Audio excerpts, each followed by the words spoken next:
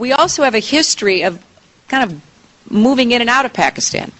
I mean, let's remember here, the people we are fighting today, we funded 20 years ago. And we did it because we were locked in this struggle with the Soviet Union. They invaded Afghanistan, and we did not want to see them control Central Asia, and we went to work. And it was President Reagan, in partnership with the Congress, led by Democrats, who said, you know what, sounds like a pretty good idea. Let's deal with the ISI and the Pakistani military, and let's go recruit these mujahideen, and let's get some to come from Saudi Arabia and other places, importing their Wahhabi brand of Islam, so that we can go beat the Soviet Union.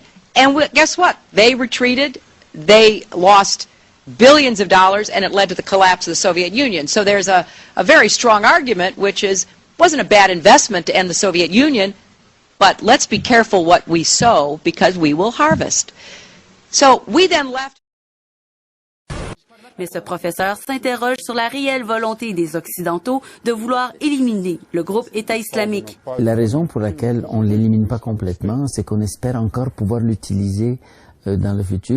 We are where we are because we armed the Syrian rebels. We have been fighting alongside al-qaeda, fighting alongside ISIS. ISIS is now emboldened in 2 countries. But here's the anomaly. We're with ISIS in Syria. We're on the same side of the war. So those who want to get involved to stop ISIS in Iraq are allied with ISIS in Syria. That is the real contradiction to this whole policy. And so we definitely have a moral responsibility, and especially now today, the weapons being used to kill so many Palestinians are American weapons, and American funds essentially are being used for this. But, you know, Hamas, if you look at the history, you'll find out that Hamas was encouraged and really started by Israel, because they wanted Hamas to counteract Yasser Arafat. And you say, well, yeah, that was better then and served its purpose, but we didn't want Hamas to do this. So then we as Americans say, well, we have such a good system, we're going to impose this on the world.